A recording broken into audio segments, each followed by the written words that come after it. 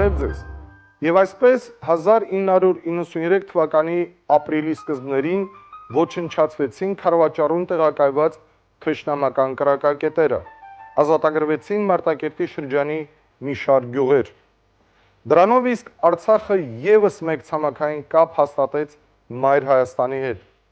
Ադրբեջանի իշխանություններն անմիջապես սկսեցին ձայները, գլուխները գցել. հայ, հարայ, հասեք, փրկեցեք, հայերը մեզ կոտորում են եւ այլն, մոռանալով, որ իրենք են սկսել պատերազմը։ Ինչևէ, եղածը եղած էր եւ որպեսի դա տեղի ունենար, մենք շատ թանկ գին վճարեցինք։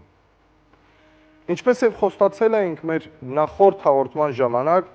այսօր ձեզ ենք ներկայացնում Քարվաճառի ազատագրման համար մղված մարտերում զոհված մի խումբ ազատամարտիկների մասին մեր պատրաստած հաղորդումները, որոշ կրճատումներով։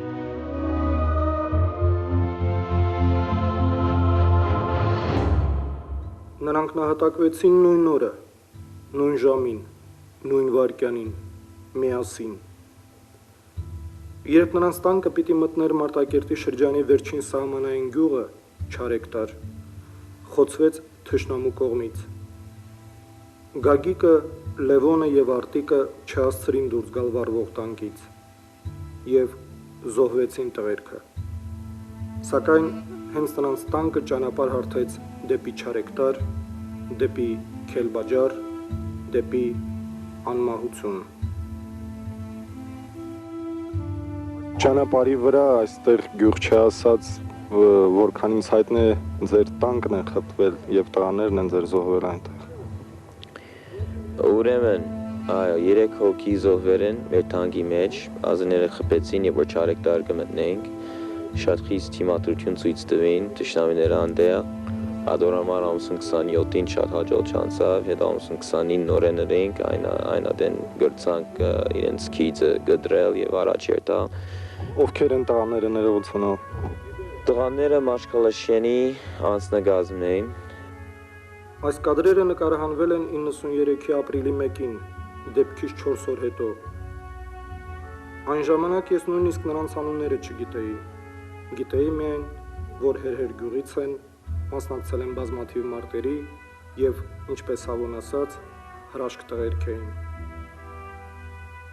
Ես համոզվեցի դրանում մի տարի հետո, երբ հնարավորություն ունեցա մտովի շփվել նրանց հետ, զրուցել նրանց հարազատների, մարտական ընկերների հետ։ Որդիները ապրել են իսկական կյանքով։ Երբ ասում ենք, թե Մարտակերտը հեռու է, ինչու է գնում Մարտակերտը։ Նրանք մի անգամ ինձ պատասխանել են, որ մեզ համար մենակ մարտուն ինչ որ պետք է ազատենք։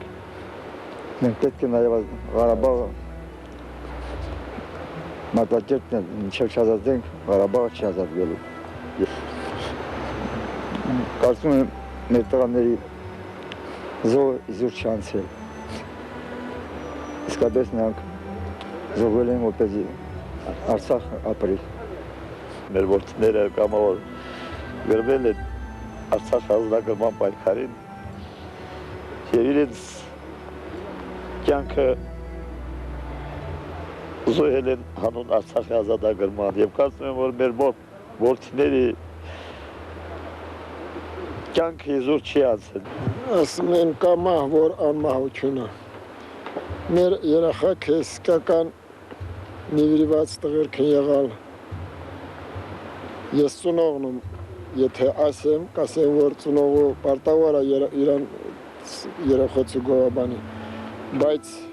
ուրիշներ ավելի լավ կասեմ, մեր տղերքից մասը, քան թե մենք։ Մեր տղերքը եղալ են իսկական ավոյի աչ թևը եւ նույն հավատացած ենք, որ մեր տղերքը կատարած աշխատանքը իզուր չանցնին, կհիշվի եւ գուցե հենց ըտա է, որ շատ թեքիչ մեջ թեթևացնում է էլի։ Մենք մեր տղերքը ես կարծում թե իսկական անմահություն են գործալ։ Գագիկին, Լևոնին եւ Արտիկին երևի ոչ մեկը այնպես չի կարող բնութագրել, ինչպես դուք, որովհետեւ դուք փոխարինում եք միմյանց երկու անձնակազմ եք նույն տանկի վրա։ Ինչպես կարող եք բնութագրել նրանց, այ ինչպիսին էին նրանք։ Գագիկը, Լևոն, Արտիկը մեր համար է զորակում ավելի շուտ մարտունա շրջանում առաջի էկիպաժներից մեկն էին եւ ամենալավը։ Նրանք հերոսաբար ամեն կռվել են։ Даже մունք գյուզոցալ մի տեղ բոյ քինիկ իրանք ասան թոցեք մուկ քինիկ բեն ոչ միրանք պաստանի քինի սրա բոյ իրենց հետո մուկ շարունակում իրենց թողած գործերը։ Եվ պիտի շարունակենք մինչև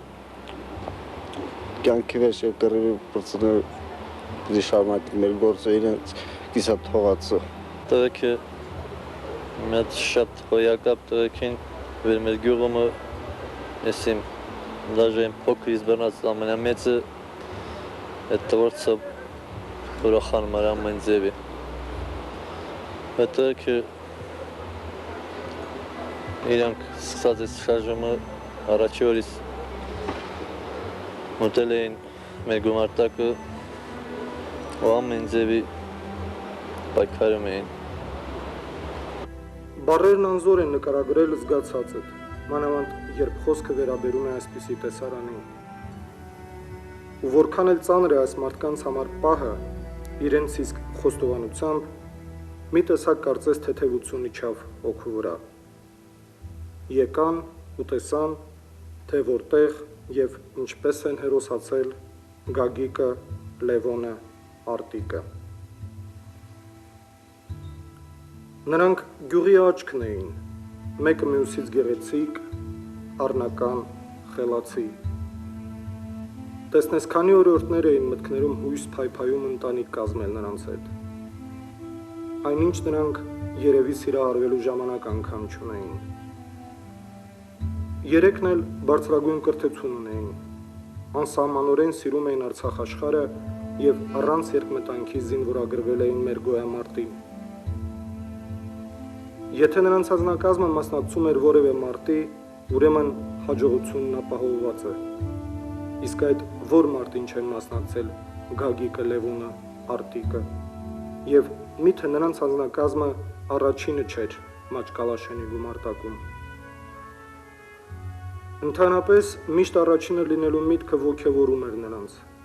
նոր լիցք հաղորդում։ Այդ նույն մտքով էլ նրանք առաջինը չարեկտար պիտի մտնեին, սակայն գեղեցիկ է հեր գյուղը, Գագիկի, Լևոնի, Արտիկի ծննդավայրը։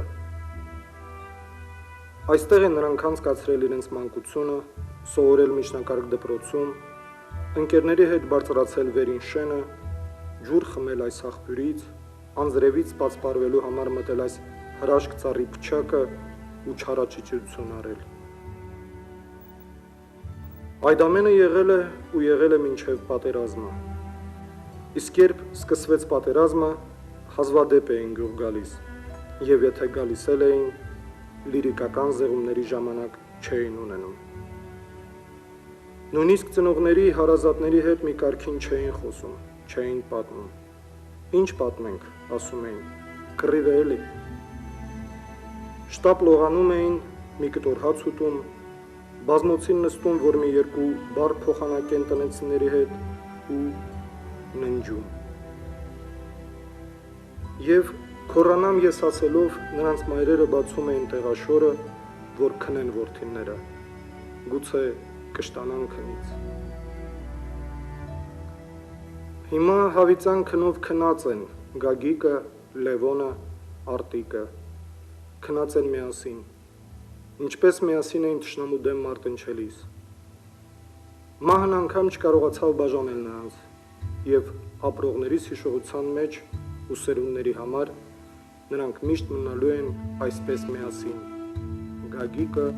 Լևոնը, Արտիկը։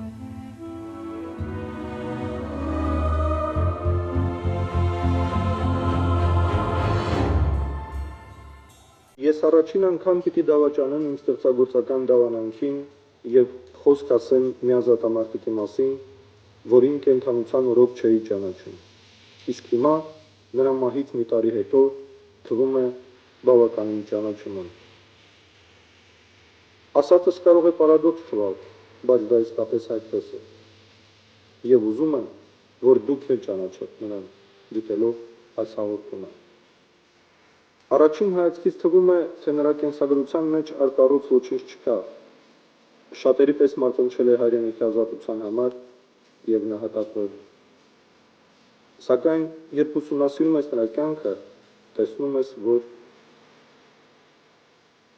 իմ ուշադրությունն ամենից առաջ գրավեց այն փաստը, որ ծննդով խնդրիստանցի Հենրիխ Միրզոյանը, որ 1969 թվականից ի վեր բնակվում էր Նեբեդակ քաղաքում, Արցախում տեղի ունեցող իրադարձությունների մասին շտապեց հայրենիք։ Ինչպես խոստովանում է կինը Լյուդմիլան, ինքը դեմ էր, սակայն երբ ամուսինը պնդեց, չհակաճառեց։ Հայրենի հողի կարոտը ձգում էր Հենրիխին, հանկարծ զգաց, որ որքան էլ լավ լինեն գործերը, օտար վայրերում երջանկությունը լիարժեք լինել չի կարող։ Եվ եկավ Ստեփանակերտ ու վարձեց այս համեստ բնակարանը։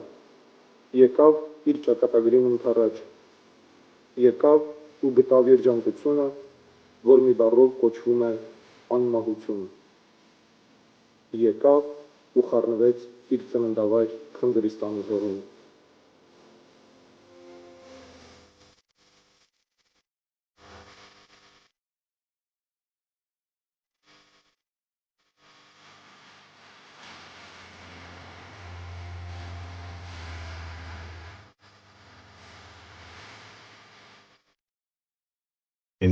թվականի հունիսի սկզբին Հենրիխը եկավ մեր վզվոդը, 4-րդ ֆրոտի 2-րդ վզվոդը, այն ժամանակ մեր բազան Խոջալու գյուղումն էր, սկզբից եկավ, մենք էլ տղաների հետ խոսալык, ու վերջյամա տեսնակ տրանց ինչ սպասոբնոսյոնին, և եկալա, ասմա, ես Նեբեդակից եմ եկավ, կռում մասնակցաշեմ, լսալում վեր ծերոտան, բայց սպասոբնե ռոտայա, իսել հրցրի, ասում, պաշտղանս լսալ, ասում, հյուրանա հրցրալը, մեր կամանձիրին անումը արդեն ճանաչվածա, հոնց վեր լավ հրամանատար, և ինքը հետպես էլ ասից վերեսոզում ծերոտը մծարայի։ Հավակվեցիք, սա մեր վզվոդավը, լստալըք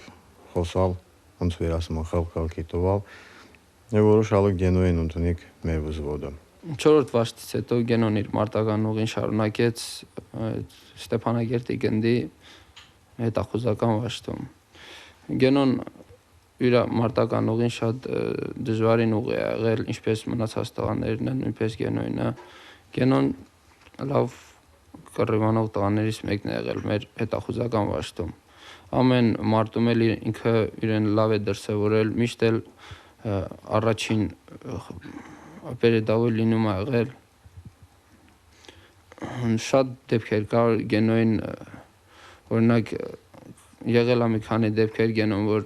Գենոյից շատ բան կախված է եղել։ Մի անգամ Մարտակերտում է եղել, դա Կիչանա ծմակումը, գնացինք հետախուզության Գենոյի հետ միասին, 4 հոգով ենք եղել, մեր տղաներից մեկը Գենոն։ Գնացինք հետախուզության, այնտեղ մենք գնացինք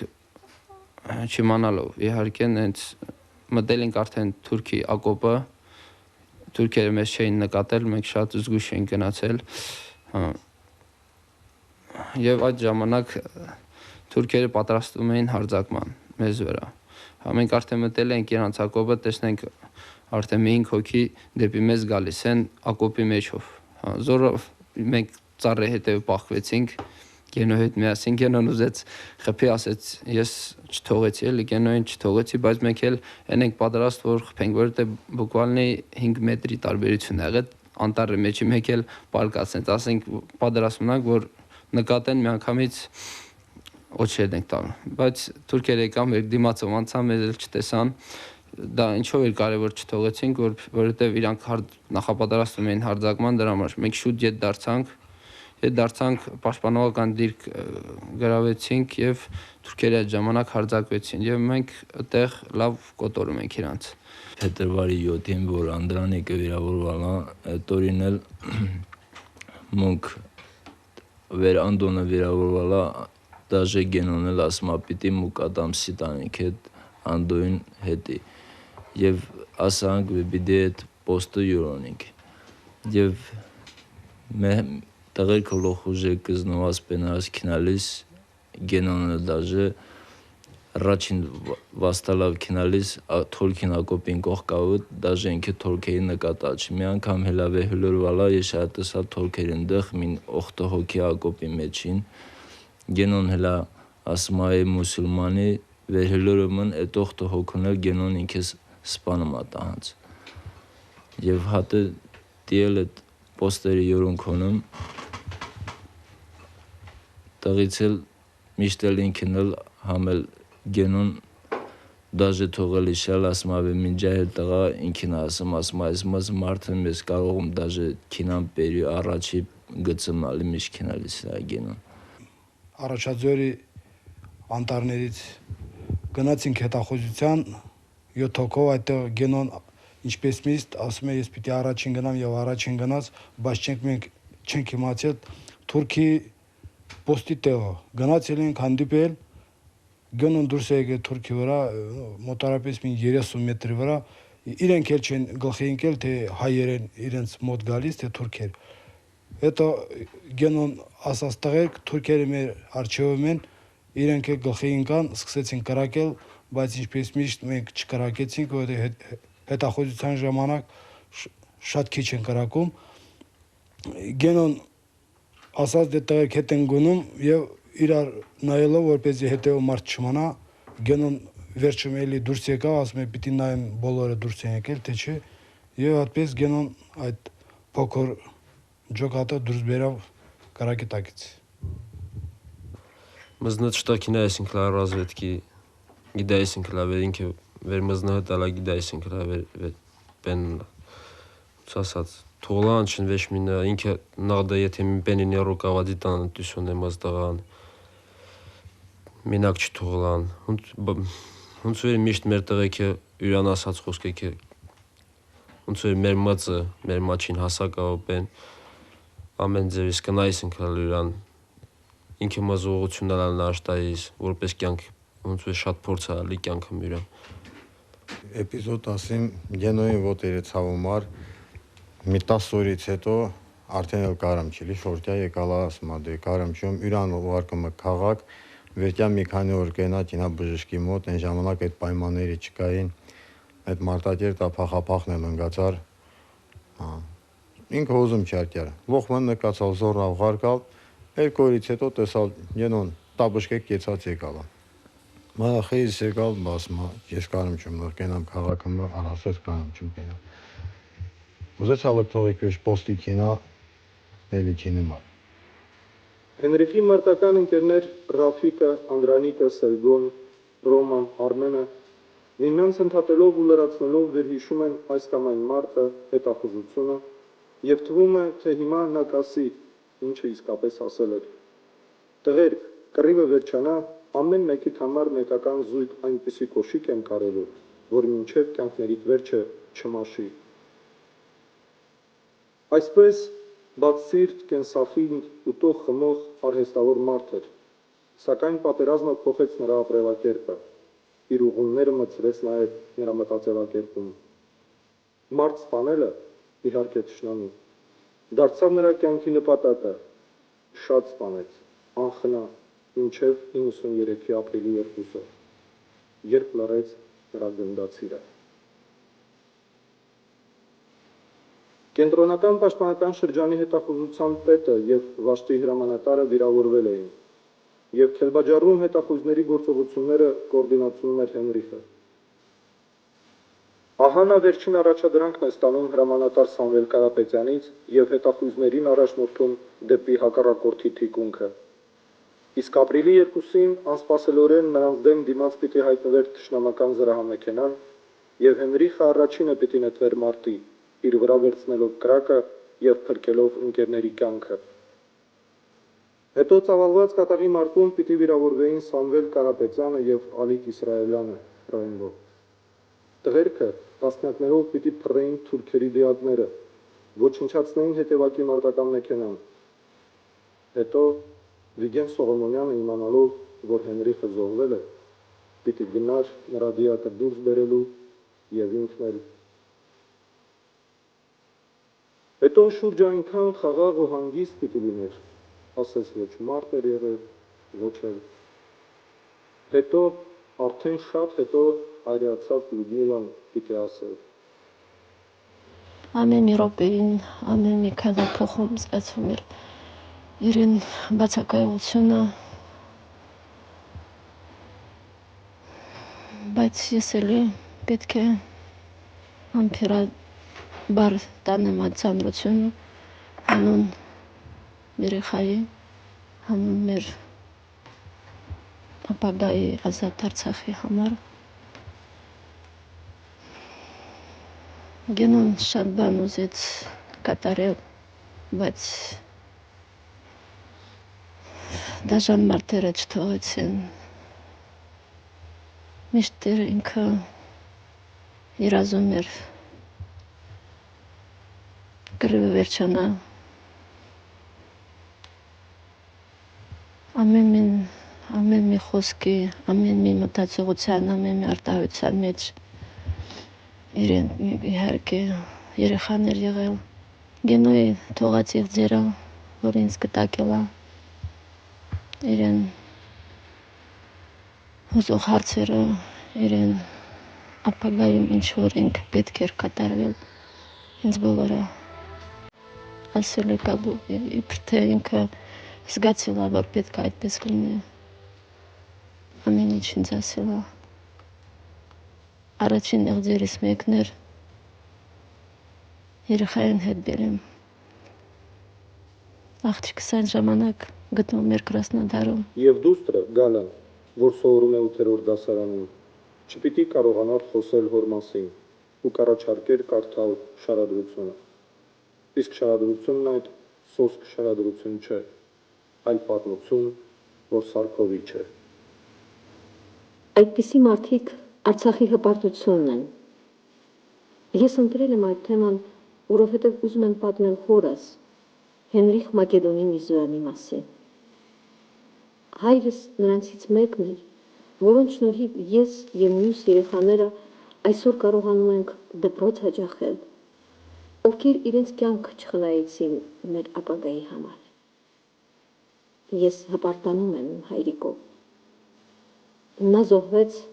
սակայն ինձ և շատ շատերի համար ընդմիշտ կմնա կենդանի, ինչպես բոլոր նահատակները։ Նրանք Արցախի հպարտությունն են։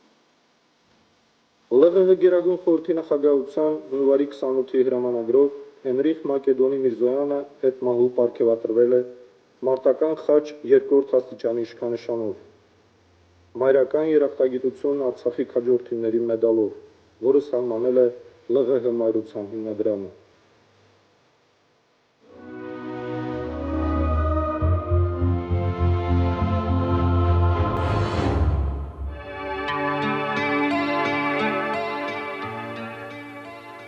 Մենք այդպես էլ չհասցրինք ծանոթանալ։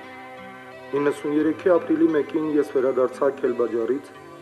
իսկ հաջորդ օրը այո, ես քեզ անձնապես չէի ճանաչում, սակայն հարազատներդ, մարտական ընկերներդ այնքան են պատմել քո մասին, որ ինձ թվում է, թե ողջ կյանքում ճանաչել եմ քեզ։ Պատմում են, որ այնպես հունձ էիր անում, որ անունդ կոմբայն էին դրել։ Ֆիզիկապես այնքան ուժեղ ու ճարպիկ էիր, որ մենակ ով էիր մորթում։ Մի անգամ սանձել էիր ցուլը ու մեջքին նստած նկարվել։ Անծանոթ ձին հնազանդվում էր քեզ, անծանոթ շունը իսկույն մտերմանում։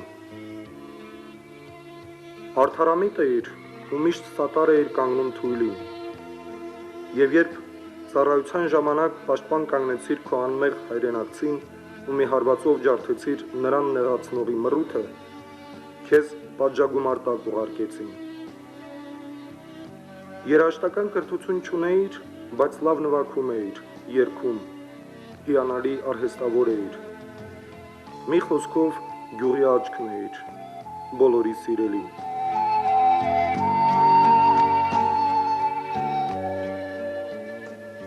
Քո լավագույն հատկանիշները էլ ավելի ցայտուն արտահայտվեցին մեր շարժման օրերին, երբ դեռ այն գլխից դու ստորագրություններ էիր հավաքում, կազմակերպում մարդկանց։ Իսկ երբ գործը հասավ զենքին, դու առաջիններից մեկը կանգնեցիր հայրենիքի պաշտպանության դիրքերում, եւ հենց այդ տարիներին էլ գրվեցին քո կենսագրության փառավոր էջերը, ինքդ գրեցիր, քո ինքնատիպ ու մնայուն ձեռագրով։ Ու լեգենդար Ավոն պիտի ասեր քո մասին։ Եթե Եվրոպայում պատմեմ, որ Արցախում Վիգենի պես մարդիկ կա, չեն հավատա։ Իսկապես անհավանական ու անհավատալի է թվում այն ամենը, ինչ արել ես դու։ Մարտական ընկերները ջամերով պատմում են քո մասին ու ավելացնում։ Ախր Վիգենի արածների մասին, որ ամեն օր էլ պատմես, էլի չի վերջանա։ Եվ իրոք, որ մեկը պատմեմ։ Վիգենը որպես կռվող տղա, որպես հետախուզ շատ լավ թերապետ մեր իրեն այդ մասնագիտությանը։ Վիգենը շատ լավ եղել է, շատ լավ հետախուզ։ Վիգենի հետ, որ ես տղաներին ուղարկում էի հետախուզության, ինձ ոչ մի պրոբլեմ չունեի։ Հանրությունը, որ տալիս է 100%-անոց էր։ Ես գիտեմ, որ Վիգենը որտեղ գնում է այդ խաղ չկա, այդ տղայի դեմ խաղ չկար։ Գենը մտել է թիկունք Չլդրան գյուղը, միջև օպերացիա սկսվելը, այսինքն Չլդրանի, մենք գիտենք, որ մենք մենակ կարող ենք հաջողության հասնենք այդ օպերացիայի, եթե թիկունքը մարդ մտներ։ Ես նստեցի տղաներից զրուցելից, ասեցի թիկունքից պիտի աշխատենք, որ մենք կարանք հաջողության հասնենք։ Եվ այդ հանրությունը ես տվեցի տղաներին, տղաներն էլ մտան եւ այդ օրն մենք մեծ հաջողության հասանք Չլդրան գյուղի այդ օպերացիան, հասանք մինչև Դրամբոն։ Վիգենի պակասությունը հիմա շատ է զգացում։ Վիգենի պակասությունը մենք շատ ենք զգում հիմա, ոչ թե մենակ Վիգենը, շատ տղեր կան, ամեն մի տղա կորցնելով այդպիսի։ Մենք շատ ենք զգում դրանց պակասությունը։ Լինում է օպերացիա, որ չի հաջողում, զգում ես, եթե տղան կենթանի լիներ, ապա խաղ չկար, կվերցնեն այդ դիրքերը։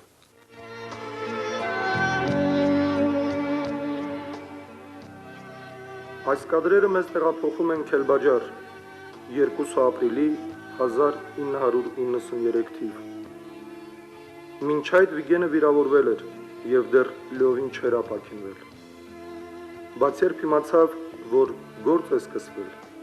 անմիջապես շտապեց ընկերների մոտ, նույնիսկ ժամանակ չկորցնելով հագուստը փոխելու վրա։ Այս թափուն գործեր եք անում, հա, կատակով հանդիմանեց տղերքին ու ավելացրեց. տանը նստել չի լինում, սիրտս ճարփում է։ Ու եկավ, որ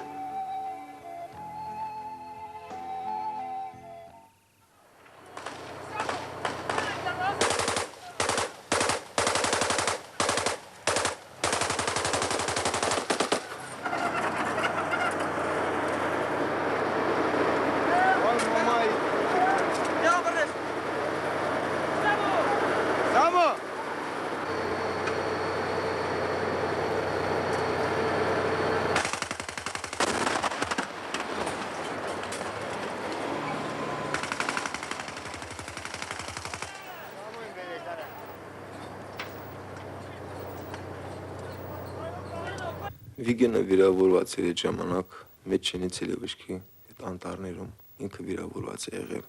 Ինքը չպիտի մասնակցեր մեզ այդ Քելբաջարի օպերացիայի ժամանակ, բայց Վիգենն էս տղա էր, որ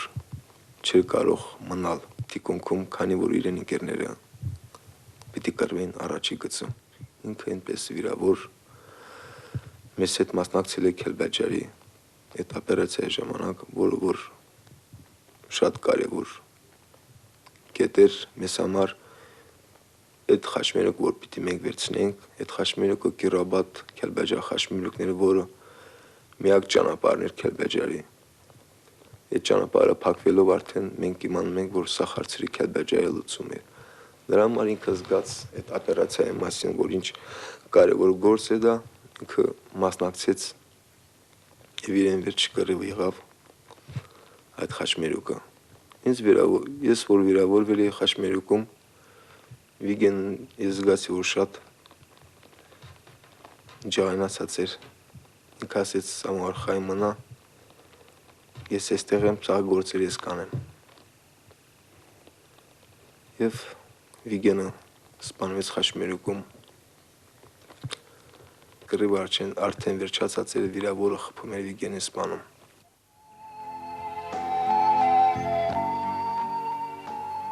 Այսպես ապրեց ու անմահացավ Վիգեն Սողոմոնյանը,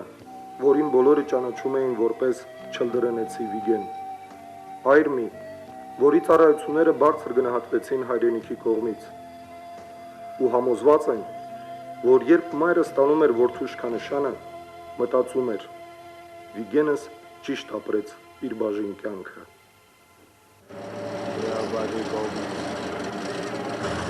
Այսպիսին էր մեր հեռուստապատումի 29-րդ էջը, տխուր, բայց հերոսական։ Մինչ նոր հանդիպում։